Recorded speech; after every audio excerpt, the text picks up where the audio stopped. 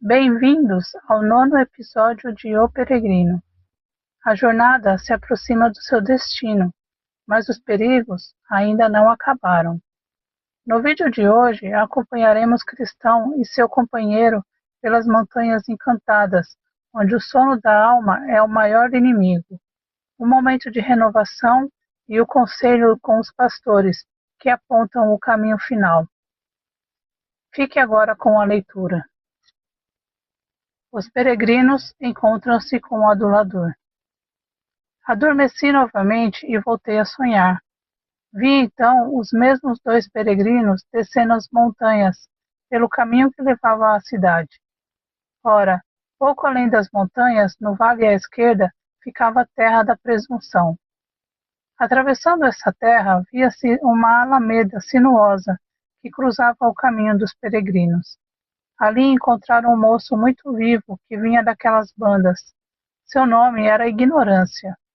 Cristão perguntou-lhe de onde vinha e para onde seguia. Ignorância. Senhor, nasci naquelas terras um pouco à esquerda daqui. Sigo rumo à cidade celestial. Cristão. Mas como pensa em superar as dificuldades que talvez encontre pelo caminho que leva ao portão? Ignorância. Como todo mundo faz. Cristão. Mas o que você tem a mostrar diante do portão para que ele se abra a você? Ignorância. Conheço a vontade do meu Senhor, e tenho vivido honradamente. Dou a cada homem o que lhe cabe. Oro, jejuo, pago dízimo e dou esmolas, e ainda deixei a minha terra por essa outra, a qual me dirijo. Cristão. Mas você não veio pela porta estreita, isto é, pelo começo do caminho. Você chegou aqui, foi por esta alameda sinuosa. Por isso, seja qual for a sua autoavaliação, quando chegar o dia do juízo, temo que você venha a ser acusado de ladrão e salteador, não sendo jamais admitido na cidade. Ignorância. Cavalheiros, vocês são totalmente estranhos para mim. Não os conheço. Contente-se em seguir a religião da sua terra, que eu seguirei a religião da minha. Esperemos que tudo acabe bem. E quanto à porta que você falou, todo mundo sabe que fica a grande distância da nossa terra. Não creio que homem nenhum dessas bandas sequer conheça o caminho até lá. Na verdade, pouco importa que saibam ou não, pois temos, como vocês podem ver, uma bela e prazenteira alameda verdejante, que desce da nossa terra até este caminho. Vendo o cristão que o homem se considerava sábio, sussurrou a esperançoso. Maior esperança há para o insensato do que para ele. Provérbios 26, 12. E acrescentou, mesmo quando anda pelo caminho, o tolo age sem um mínimo bom senso, e mostra a todos que não passa de tolo. Eclesiastes 10, 3. Que fazemos então? Conversamos mais com ele? Ou partimos agora mesmo, deixando que pondere o que já ouviu até aqui, procurando-o de novo mais tarde, para ver se pouco a pouco podemos lhe fazer algum bem? Esperançoso então refletiu. Que medite o que ouviu há algum tempo, e não recuse o bom conselho. Atento para que assim não ignore afinal a meta mais plena e essencial. Diz Deus que quem não tem juízo, para este nunca haverá paraíso. Depois acrescentou, não creio que seja bom dizer-lhe tudo de uma só vez. Vamos deixá-lo para trás, por enquanto, e conversemos com ele mais tarde, segundo o que for capaz de absorver. Então os dois retomaram a marcha, e Ignorância os seguia mais atrás. Quando estavam já a boa distância do moço, entraram por uma alameda bem sombria, onde encontraram um homem que fora atado por 7 demônios, com 7 cordas resistentes. Os demônios o arrastavam para a porta que os peregrinos viram na encosta do morro. Ora, o bom cristão se pôs a tremer, e também esperançoso, seu companheiro. Estando, porém, os demônios a arrastar o homem, Cristão quis observá-lo, para ver se o conhecia, pois pensou que talvez fosse certo desviado, e morava na cidade da apostasia. No entanto, não pôde ver seu rosto com clareza, porque o homem mantinha a cabeça baixa, como um ladrão pego em flagrante. Mas, passando por ele, esperançoso virou-se e enxergou nas costas do homem um cartaz com a inscrição: professor libertino e apóstata condenável.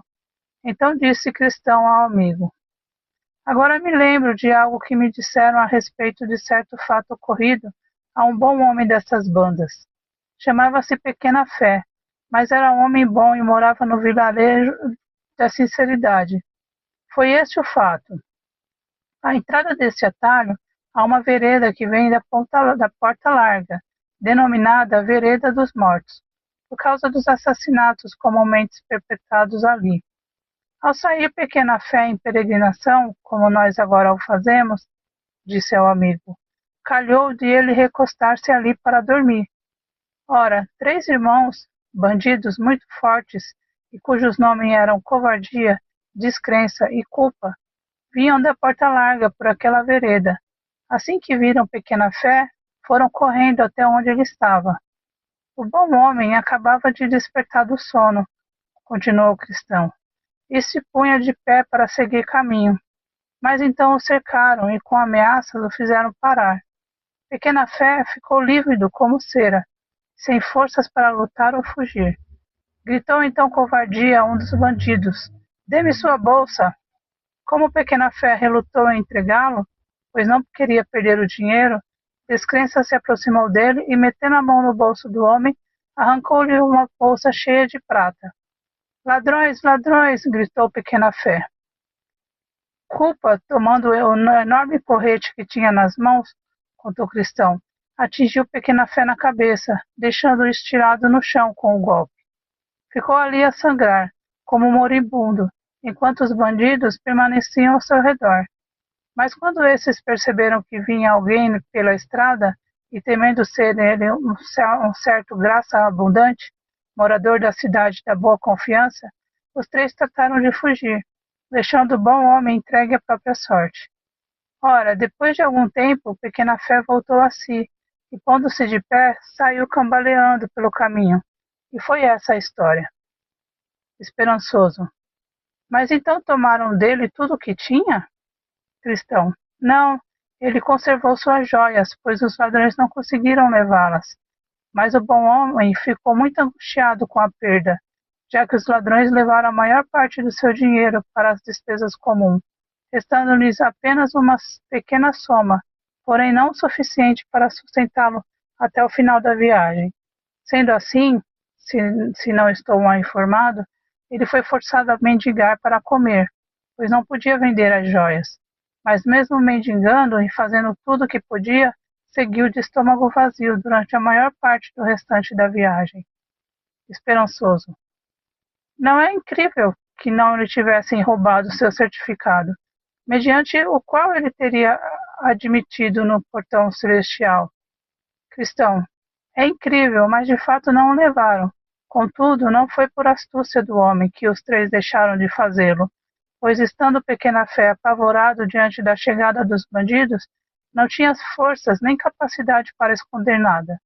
Portanto, foi mais pela piedosa providência do que por esforços dele que os ladrões perderam a oportunidade de tomar para si esse tesouro.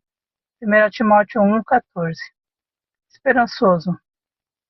Mas para ele deve ter sido um consolo o fato de não lhe terem tomado essa preciosidade. Cristão. Talvez lhe servisse de grande consolo se a tivesse usado como deveria, mas quem me contou a história disse que ele pouco usou esse tesouro durante o resto da viagem, pelo medo que aquele assalto lhe incutiu. Pequena Fé chegou mesmo a esquecer desse certificado durante grande parte do resto da viagem. Além disso, sempre que se lembrava dele, encontrando o consolo, novamente lhe assaltavam as lembranças da perda, e esses pensamentos engoliam tudo mais. Esperançoso. Pobre coitado. Isso certamente era uma grande angústia para ele. Cristão. Angústia? Grande angústia, na verdade. Mas também nós não sentiríamos o mesmo se tivéssemos a mesma sorte dele? Roubados e feridos e em lugar tão esquisito? É de admirar que não tenha morrido de angústia, o coitado. Contaram-me que ele passou praticamente todo o resto da jornada entre lamentos aflitos e amargurados. Também contava a todos que o alcançavam ou que ele encontrava pelo caminho onde fora roubado e como, quem eram os ladrões e o que levaram, e que fora ferido, quase mortalmente. Esperançoso. É de admirar que suas necessidades não tenham feito vender ou empenhar algumas de suas joias, para que assim tivesse o que substituir durante a viagem. Cristão. Você fala como quem traz a casca sobre a cabeça até hoje, pois em troca do que poderia empenhá-las, ou quem as venderia, naquela terra onde ele foi roubado, suas joias nada valiam, nem queriam ele alívio que pudesse advir disso. Além do mais, se lhes faltassem as joias, diante do portão da cidade celestial, certamente, e isso sabia muito bem, perderia o direito a qualquer herança ali, e isso lhe seria pior do que o assalto e o aviltamento de 10.000 ladrões. Esperançoso. Por que você está tão azedo, meu irmão? Esaú vendeu o direito de primogenitura por uma panela de guisado, e esse direito era sua maior joia. Mas se ele o fez, por que pequena fé também não poderia fazê-lo? Cristão. Esaú de fato vendeu o direito de primogenitura, como também muitos outros, e ao fazê-lo exclui-se da bênção maior, como o que fez aquele infeliz. Mas é preciso fazer uma distinção entre Esaú e pequena fé, e também entre os seus bens. O direito de primogenitura de Esaú, explicou o cristão, era típico, mas não as joias de pequena fé. O estômago de Esaú era seu Deus, mas esse não era o caso de pequena fé. Esaú entregava-se ao apetite da carne, mas não pequena fé. Além disso, Esaú nada conseguia enxergar além da satisfação dos seus desejos. Estou a ponto de morrer, disse ele, que me aproveitará o direito da primogenitura?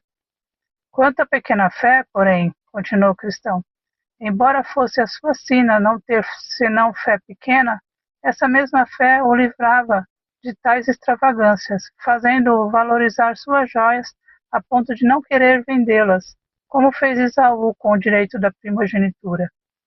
Não se lê em parte nenhuma que Esaú tivesse fé, nem mesmo pequena, acrescentou ainda cristão. Portanto, onde só a carne domina, como acontece no homem que não tem fé para resistir, não admira que ele venda o direito de primogenitura, a alma e tudo mais, e isso para o próprio diabo do inferno, pois esse tipo de homem é como a jumenta que não se pode dissuadir de seus desejos. Quando os pensamentos se concentram, Jeremias 2:24, nas paixões, ele as satisfaz, custe o que custar. Pequena fé, porém, concluiu o cristão, era de outra índole. Seus pensamentos se concentravam nas coisas do alto. Seu modo de vida dependia de coisas espirituais, divinas.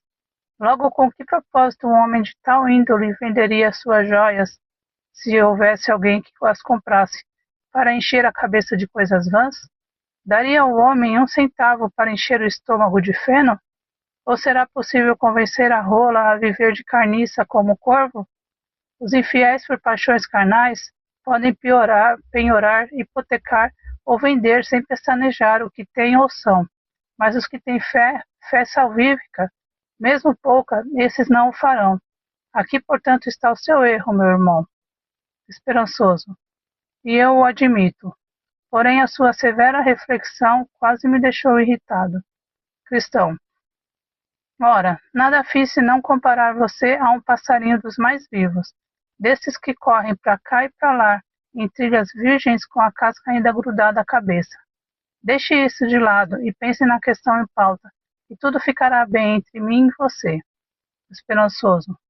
Mas, cristão, acho que esses 3 homens não passam de uns covardes. Se não o fossem, você acredita que fugiriam, como o fizeram ao perceber que vinha alguém pela estrada? Por que pequena fé não criou mais coragem? Ele poderia, acho eu, ter enfrentado os bandidos, cedendo quando já não houvessem remédio. Cristão. Que eles eram covardes, muitos já disseram, mas pouco pensam assim na hora da provação. Quanto à coragem, isso pequena fé simplesmente não tinha. De fato, meu irmão, acho que se você estivesse naquela situação, também não ofereceria muita resistência. Na verdade, se agora que eles estão longe de nós, você demonstra esse ânimo, talvez eles os forçassem a repensar a sua posição, caso aparecessem na sua frente, como aconteceu àquele homem. Considere o seguinte, disse-lhe Cristão, eles não passam de salteadores, que servem ao rei do abismo sem fundo. Se necessário, o próprio rei sai em defesa desses bandidos, e sua voz é como a de um leão rugidor. 1 Pedro 5:8. Eu mesmo me vi em situação semelhante à de pequena fé, e foi horrível. Os 3 bandidos me cercaram, contou-lhe Cristão, e quando tentei resistir como cristão, gritaram por seu senhor, que acudiu prontamente. Estive a ponto de, como se diz o ditado, entregar a alma por um tostão, mas graças a Deus eu usava uma armadura reforçada. E mesmo protegido achei difícil portar-me como homem. Só quem já experimentou essa batalha é capaz de dizer o que nos acontece nesse combate. Ninguém mais. Esperançoso. Bom, mas eles correram, veja você, só por supor que o tal graça abundante se aproximava. Cristão. É verdade, eles muitas vezes fogem, tanto eles quanto o seu Senhor, diante do mero surgimento de graça abundante. Mas não é de admirar, pois este é o defensor do rei. Mas eu acho que você verá alguma diferença entre pequena fé e o defensor do rei. Nem todos os súditos do rei são seus defensores, e quando postos à prova, não podem fazer proezas de guerra como ele. Será certo pensar que uma criancinha poderia vencer Golias, como fez Davi? Ou que um pássaro tem a mesma força de um boi? Alguns são fortes, outros fracos. Alguns têm muita fé, outros têm poucas. Nenhum homem possuía pouca fé, e nenhum, portanto, sucumbiu. Esperançoso. Quem dera a graça abundante realmente tivesse aparecido ali para o seu bem. Cristão. Se fosse ele, certamente não teria tido pouco trabalho, pois devo lhe dizer que, mesmo sendo graça abundante, exímio com as suas armas e sempre se saía bem quando se mantém no ataque, se eles conseguem superar-lhe as defesas, ainda que seja covardia, desconfiança ou outro, a luta certamente se torna acirrada e eles podem derrubá-lo. E quando um homem está no chão, o que pode se fazer? Quem examinar de perto o rosto de graça abundante, disse ele, verá as cicatrizes e os cortes que claramente demonstram o que acabei de dizer. Ouvi falar certa vez que ele chegou a dizer, e isso quando em combate, perdemos a esperança da própria vida, 2 Coríntios 1:8. Como é que esses velhacos corpulentos e seus capangas fizeram Davi gemer, lamentar e clamar? Acrescentou Cristão. Pois também Emã e Ezequias, embora defensores do seu tempo, foram forçados a lutar desesperadamente quando atacados por esses homens. E, no entanto, apesar de todos os seus esforços, foram derrotados por eles de forma implacável. Pedro estava decidido a fazer tudo o que pudesse, mas, embora alguns digam que ele é o príncipe dos apóstolos, os homens tanto pressionaram que, afinal, o fizeram temer uma pobre moça. Além disso, continuou o cristão, a eles basta chamar para contar com o socorro do seu rei. Ele jamais deixa de ouvir, e se em algum momento se vêem em apuros, ele sempre que possível vai acudi-los. E dele se diz, a espada que o atinge nada lhe faz, nem a lança, nem a flecha, nem o dardo. Ferro ele trata como palha, e bronze como madeira podre. As flechas não o afugentam. As pedras das fundas são como cisco para ele. O bastão lhe parece fiapo de palha. O brandido da grande lança o faz rir. Jó 41, 26-29.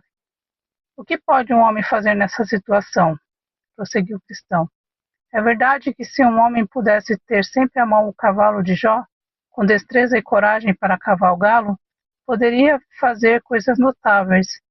É você que dá força ao cavalo, ou veste o pescoço com sua crina tremulante? Você o faz saltar como gafanhoto, espalhando terror com seu orgulhoso resfolegar? Ele escarva com fúria, mostra com prazer a sua força, e sai para enfrentar as armas. Ele ri do medo e nada teme, não recua diante da espada. A aljava balança do seu lado, com a lança e o dardos flamejantes. No furor frenético, ele devora o chão. Não consegue esperar pelo toque da trombeta. Ao ouvi-lo, ele relincha. Eia, de longe sente cheiro de combate, o brado do comando e o grito de guerra. Jó 39, 19 a 25. Soldados como eu e você, disse Cristão, não devem jamais querer encontrar o inimigo, nem se vangloriar de como poderiam ter feito melhor, quando ouviram falar de outros que foram derrotados. Não devemos nos deixar arrebatar pela ilusão da nossa própria virilidade, pois este geralmente se sai pior quando postos à prova. Veja Pedro, que mencionei acima, ele se ufanava. Ah, se não, seus pensamentos vãos lhe fizeram dizer que seria o melhor, e com mais ardor defenderia o seu mestre, mais do que todos os homens. Mas quem mais do que ele foi oprimido e derrotado por esses vilões? Logo, quando ouvimos falar desses roubos na estrada do rei, advertiu o Cristão, duas coisas nos cabe fazer. Primeiro, sair de armadura, sem esquecer o escudo, pois foi por falta disso que aquele que tão vigorosamente atacou o Leviatã não pôde subjugá-lo. Se não tivermos o escudo, ele jamais nos temerá. Portanto, nos disse o perito. Além disso, usem o escudo da fé, com o qual vocês apagarão todas as setas inflamadas do maligno. Efésios 6,16. É bom também que peçamos proteção ao rei, acrescentou Cristão, para que ele mesmo vá conosco. Por isso Davi exultou, mesmo estando no vale da sombra da morte, e Moisés preferia morrer onde estava a dar sequer um passo a mais sem seu Deus. Ah, meu irmão, se ele se dignar seguir conosco, que necessidade haverá de temermos 10.000 que se lancem contra nós? Mas sem ele, os altivos auxiliadores sucumbem entre os mortos. Salmos 3, 6, Jó 9, 13, Isaías 10, 4. Eu, de minha parte, contou-lhe Cristão, já estive antes na luta, e, no entanto, por bondade daquele que é excelente, ainda estou vivo, como você pode ver. Porém, não me posso vangloriar da minha virilidade. Feliz serei se não voltar a enfrentar tais ataques, embora tema não estarmos alheios a todo perigo. Contudo, como o leão e o urso ainda não me devoraram, espero que Deus também nos liberte dos próximos filisteus incircuncisos. Então Cristão cantou, roubado por ladrões, pobre pequena fé, mas aquele que crê e mais cultiva até, esse de certo terá vitória viril, e não só 3 vencerá, mas 10.000. Assim, lá iam eles, e ignorância os seguia. Caminharam até enxergar uma bifurcação, e os dois caminhos lhe pareciam igualmente retos. Não sabia, portanto, qual deles deveria tomar. Por isso pararam para refletir, e quando ponderavam qual caminho tomar, eis que um homem de tez sombria, mas coberto de branco de manto muito claro, aproximou-se deles e perguntou por que estavam ali parados. Responderam que seguiam para a cidade celestial, mas não sabiam qual dos caminhos tomar. Pois então, siga-me, disse o homem, é para lá que eu também vou.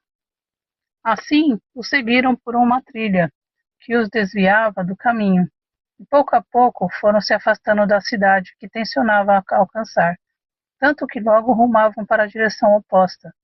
Mesmo assim, seguiam um desconhecido. Sem que se dessem conta, o homem os fez cair em uma rede, na qual tanto se enredaram que já não sabiam o que fazer. E o sombrio desconhecimento deixou que o manto branco lhe caísse das costas. Viram então onde estavam, e ali ficaram a lamentar-se por algum tempo, pois não tinham como livrar-se da malha. Cristão. Agora me vejo em erro, pois não nos aconselharam os pastores a ter cuidados com os aduladores? Hoje se cumpriu para nós o ditado do sábio. Quem adula seu próximo está armando uma rede para os pés dele. Provérbios 29, 5. Esperançoso. Também nos deram algumas orientações quanto ao caminho a seguir, para que o encontrássemos com mais segurança, mas também nós esquecemos de lê-las, e não nos afastamos das trilhas do destruidor. Nisso Davi foi muito mais sábio do que nós, pois disse, pela palavra dos teus lábios eu evitei os caminhos do violento. Salmos 17, 4. Assim, lamentavam-se, emaranhados na rede. Por fim, viram um ser resplandecente se aproximando deles. com um chicote de correia curta na mão. Chegando até onde estavam os dois, perguntou de onde vinham e o que faziam ali. Disseram-lhe que não passavam de pobres peregrinos e que seguiam para Sião, mas foram desviados do caminho por um sombrio desconhecido vestido de branco, e os convidou a segui-los, afirmando que para lá também seguia. Falou então o estranho do chicote à mão. É um adulador, um falso apóstolo, que se transformou em anjo de luz. Ele então rasgou a rede e os deixou sair, mas disse: sigam-me, para que eu ponha de novo vocês no caminho. E os levou de volta à estrada, da qual se haviam afastado para seguir o adulador. Perguntou ainda: onde passaram a noite? Com os pastores nas montanhas aprazíveis, respondeu-lhes. Então, se não haviam recebido dos pastores orientações sobre o caminho. Recebemos sim. Mas quando estavam em dúvida, não se deram ao trabalho de ler essas orientações? Não. Por quê? Esquecemos. Mas os pastores não os aconselharam a tomar cuidado com o adulador? Sim, mas nem nos passou pela cabeça que esse homem de fala elegante fosse o tal. Vi então em meu sonho que ele ordenou aos dois que se deitassem no chão. Deitado, castigou-os com força, para ensinar-lhe o bom caminho que deveriam trilhar. E ainda, a açoitá-los, disse: repreendo e disciplino aqueles que eu amo. Por isso, seja diligente e arrependa-se. Apocalipse 3:19. Feito isso, ele lhes ordenou que retomassem o caminho e ficassem bem atentos a outras orientações dos pastores. Os dois lhe agradeceram toda a bondade e leves voltaram ao caminho cantando. Vem, tu que andas pelo caminho e observa. Vê o que ganha quem se une à caterva. Quem se reda um laço se expõe ao relho, assim que esquece o bom conselho. É fato que acabamos salvos, mas cuidado, pois saíram sim com o lombo lanhado. Os peregrinos encontram o ateu e passam pelo solo enfeitiçado. Ora, depois de algum tempo, viram alguém que lá de longe vinha só e tranquilo pela estrada, na direção dos dois. Disse Cristão ao companheiro: lá vem um homem que caminha em direção oposta à de Sião. De certo vem ter conosco. Esperançoso: estou vendo. Fiquemos atentos agora, pois talvez também ele se revele um adulador. Veio o homem se aproximando, e afinal se encontram os três. Chamava-se Ateu, e perguntou-lhes para onde seguiam.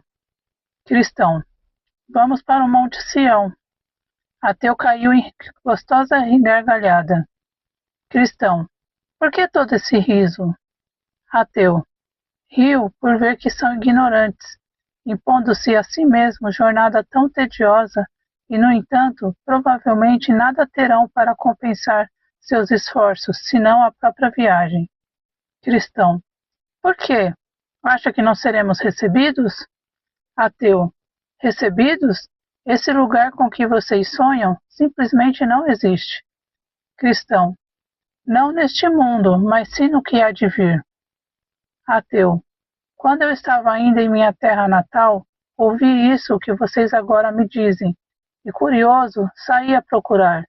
Mas já há 20 anos busco essa cidade, e mesmo em todo esse tempo não vi nem sinal dela. Cristão: também ouvimos e cremos que há de fato um lugar assim a encontrar. Ateu: ora, se eu não tivesse acreditado, certamente não teria deixado a minha terra para procurá-lo. Mas, nada encontrando, e se de fato existisse, eu certamente o encontraria, pois busquei bem mais do que vocês, volto pelo mesmo caminho. Buscarei agora ânimo nas coisas que um dia desprezei, trocando-as por esperança. Hoje sei, vãs. Será verdade o que diz este homem? Perguntou o cristão ao companheiro. Esperançoso: cuidado, ele é um dos aduladores. Lembre-se do que já passamos por dar ouvidos a esse tipo de gente. Ora, então não existe nenhum Monte Sião? Pois já não avistamos das montanhas aprazíveis o portão da cidade? E não devemos também andar na fé? Continuemos para que o homem do chicote não nos açoite de novo. Você é quem deveria ter me ensinado essa lição, que lhe sussurro agora no ouvido.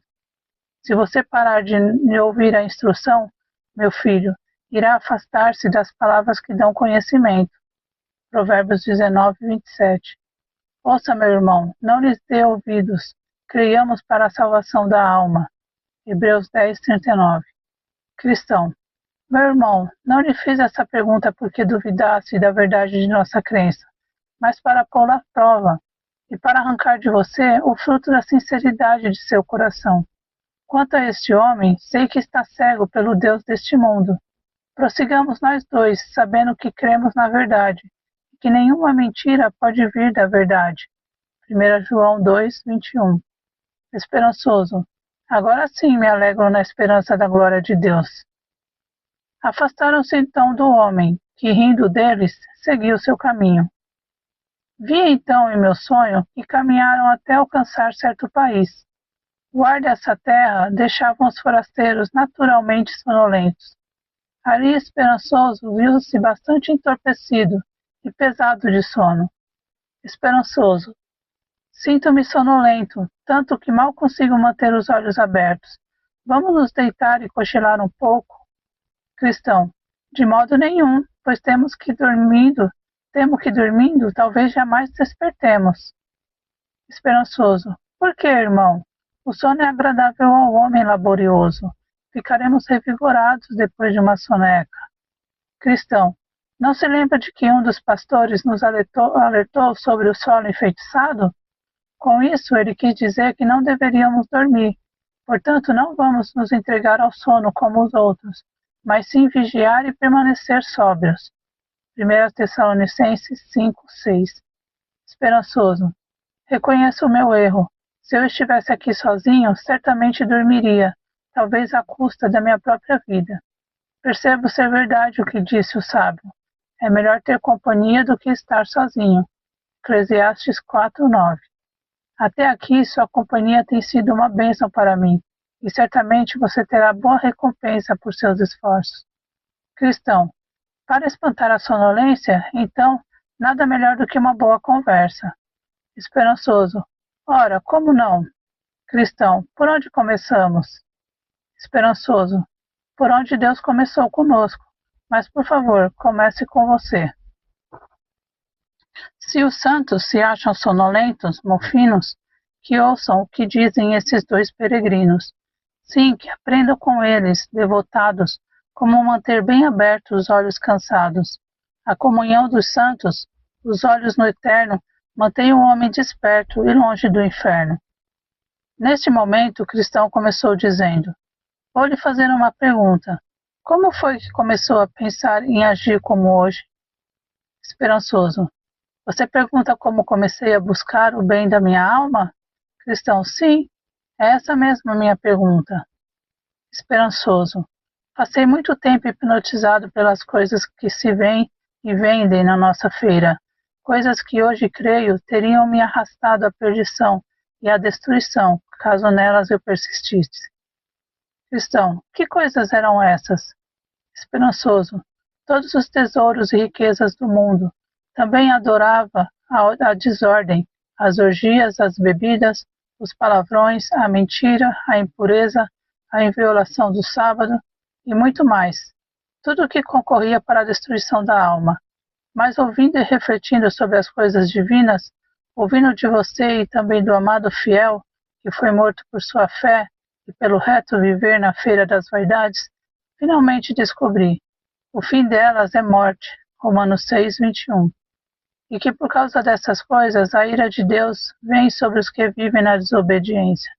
Efésios 5, 6. Cristão, e você então imediatamente se deixou arrebatar pelo poder desta convicção? Esperançoso, não me dispus logo do início a reconhecer a iniquidade do pecado, nem a condenação que sobrevém a quem pratica. Bem pelo contrário, assim que a palavra penetrou em minha mente, passei a empenhar-me por fechar os olhos à luz.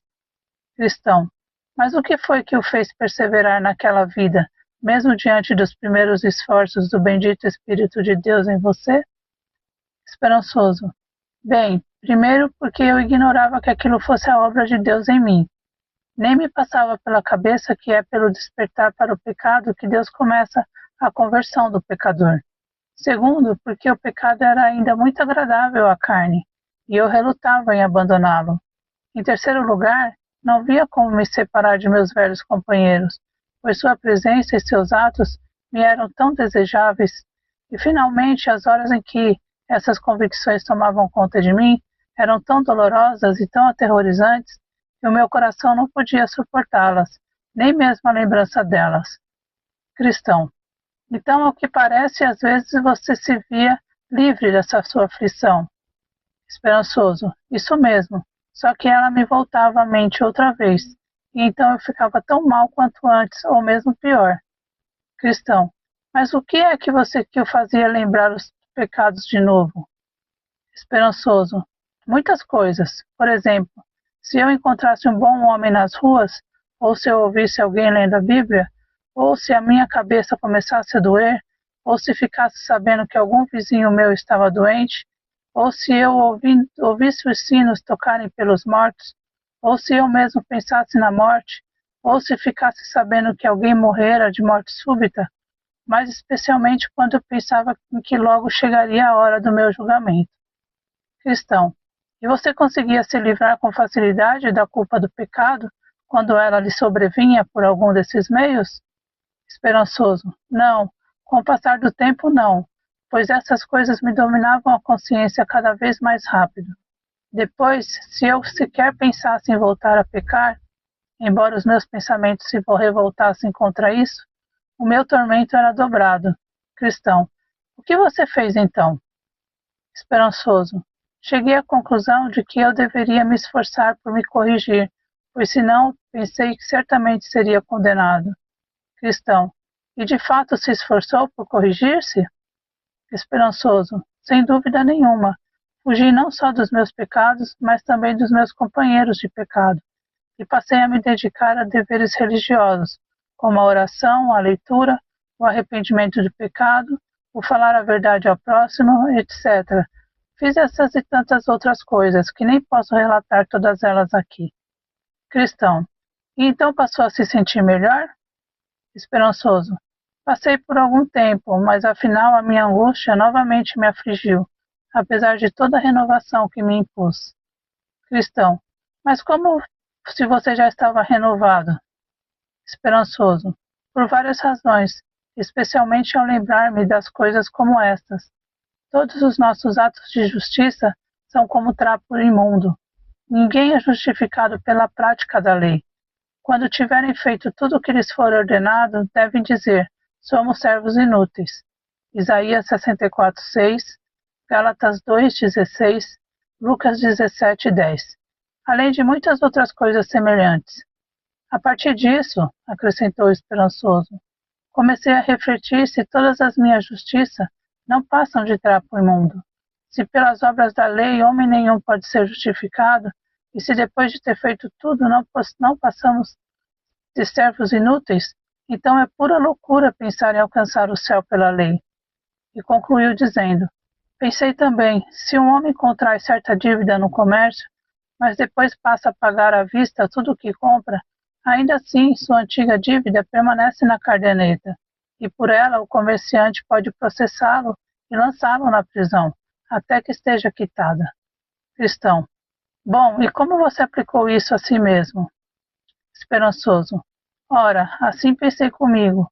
Por conta dos meus pecados, acumulei enorme dívida no livro de Deus, e mesmo que agora esteja renovado, não conseguirei liquidar esse débito. Devo, portanto, pensar nisso constantemente, mesmo diante de tudo o que já fiz para corrigir-me.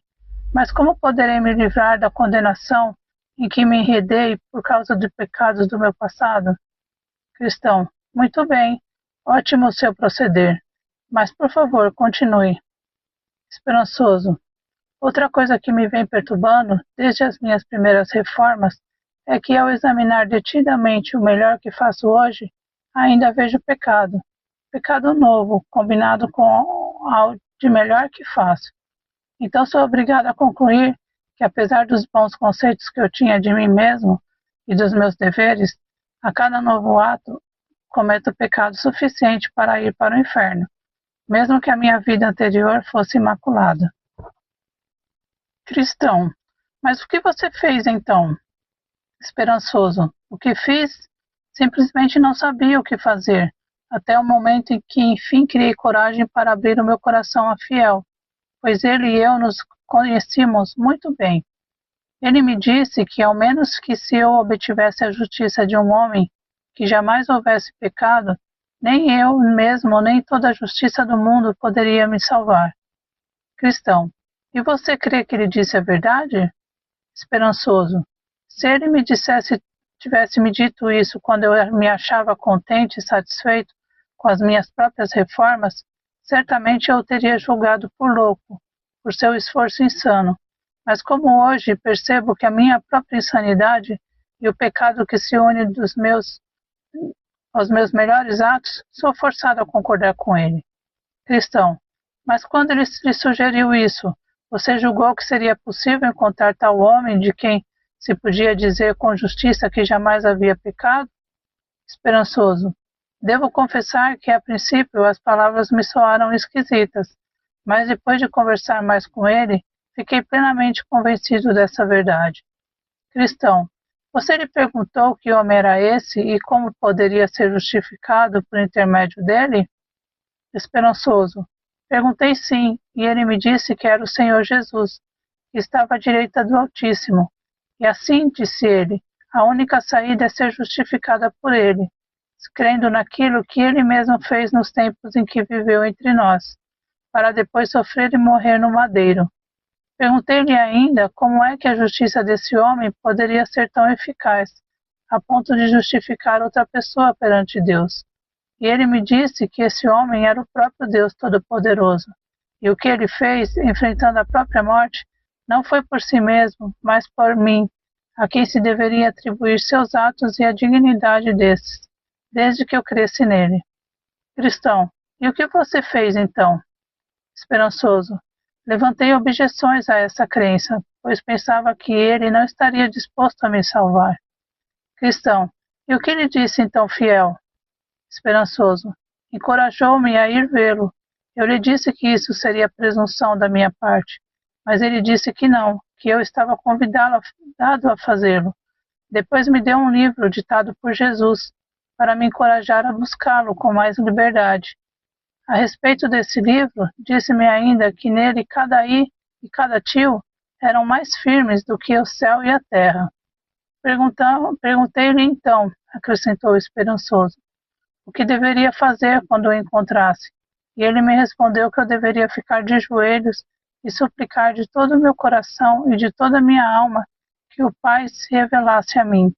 Então perguntei-lhe como eu deveria fazer essa súplica, e ele disse, você vai encontrá-lo no propiciatório, onde ele fica o ano inteiro para conceder o perdão àqueles que o procuram. Concluído seu relato, o esperançoso disse, declarei-lhe então que não saberia o que dizer quando lá chegasse, e ele me mandou dizer isto, ó Deus, tem misericórdia de mim, pecador que sou, e faz-me conhecer a crer em Jesus Cristo, pois sei que sem a sua justiça, ou sem que eu tenha fé nessa justiça, certamente serei lançado fora. Senhor, ouvi dizer que tu és um Deus compassivo, que determinaste que teu Filho Jesus Cristo seria o Salvador do mundo, e que, além disso tudo, está disposto a concedê-lo ao pecador miserável que sou, e sou de fato pecador. Senhor, aproveita então essa oportunidade e manifesta a tua graça na salvação da minha alma, e por meio do teu Filho Jesus Cristo. Amém. Cristão, e então, você fez o que ele lhe aconselhou? Esperançoso, sim, e muitas, muitas vezes. Cristão, e o Pai certamente lhe revelou seu Filho. Esperançoso, não na primeira vez, nem na segunda, nem na terceira, nem na quarta, nem na quinta. Não, não foi nem na sexta. Cristão, e o que você fez então? Esperançoso, o que fiz? Para dizer a verdade, nem sabia o que fazer. Cristão, não foi tentado a deixar de orar? Esperançoso, fui umas 100 vezes, ou 200. Cristão: e por que você não o fez? Esperançoso: eu acreditava que o que me disseram era verdade, e sem a justiça desse Cristo, nem mesmo o mundo todo poderia salvar-me. Então pensei comigo: se esqueço tudo isso, morro, e no trono da graça o máximo que me acontecerá é também a morte. Assim me veio esta ideia: se tardar, esperar, porque certamente virá, não tardará. Abacuque 2:3. Assim continuei orando até que o Pai enfim me revelasse seu Filho. Cristão: e como foi que ele lhe revelou o Filho? Esperançoso: não o vi com os olhos da carne, mas com os olhos do entendimento. Foi assim: certo dia eu estava muito triste, mais triste do que jamais me sentira na vida. Essa tristeza me veio pela percepção da grandeza e da iniquidade dos meus pecados. Então, quando eu já não esperava nada senão o inferno e a eterna perdição da minha alma, vi de repente o Senhor Jesus olhar lá do céu para mim, dizendo: creia no Senhor Jesus e serão salvos, você e os de sua casa. Atos 16:31. E esperançoso continuou dizendo: respondi: Senhor, sou um grande pecador, pecador de fato. E ele me disse: minha graça é suficiente para você. 2 Coríntios 12:9. Então falei: mas Senhor, o que significa crer? Foi aí, ao me vir à mente essa passagem: aquele que vem a mim nunca terá fome, aquele que crê em mim nunca terá sede. João 6:35.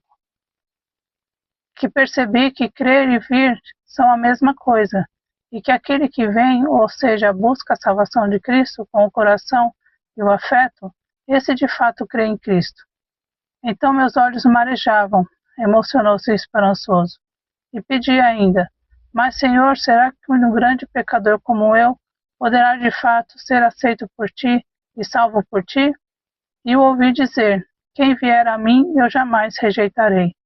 João 6:37. Falei depois: mas como, Senhor, devo proceder contigo quando for a ti, para que a minha fé se faça correta? E ele respondeu: Cristo Jesus veio ao mundo para salvar os pecadores. Ele é o fim da lei para a justiça de todo aquele que crê. Ele morreu pelos nossos pecados e ressuscitou para a nossa justificação. Ele nos ama e por seu sangue nos libertou dos nossos pecados. Ele é mediador entre Deus e nós.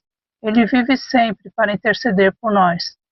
1 Timóteo 1:15, Romanos 10:4, 4:25, Apocalipse 1:5, 1 Timóteo 2:5 e Abacuque 7:25. E de tudo isso, disse esperançoso, concluí que devo procurar justiça na sua pessoa e a expiação dos meus pecados pelo seu sangue. O que ele fez em obediência à lei do seu pai, submetendo-se ao castigo, não foi por si mesmo que ele fez, mas por aquele que grato aceita esse sacrifício para a sua salvação. E então meu coração ficou repleto de alegria, os olhos cheios de lágrimas e o coração transbordante de amor pelo nome, pela pessoa e pela obra de Jesus Cristo. Cristão: de fato foi uma revelação de Cristo a sua alma. Mas diga-me, que efeito exerceu tudo isso sobre o seu espírito? Esperançoso: fez-me ver que o mundo inteiro, apesar de toda a sua justiça, está em um estado de condenação. Fez-me ver que, por ser justo, Deus Pai pode justificar com retidão o pecador que busca Jesus. Deixou-me profundamente envergonhado da iniquidade da minha vida anterior, fazendo-me conhecer e sentir a minha própria ignorância, pois antes jamais tivera no coração sentimento que me revelasse a maravilhosa beleza de Jesus Cristo. Fez-me amar a vida de santidade, acrescentou esperançoso, e desejar fazer algo para a honra e glória do nome do Senhor Jesus. Pensei: tivesse eu agora 1000 litros de sangue nas veias, poderia vertê-lo todo por amor de Jesus Cristo.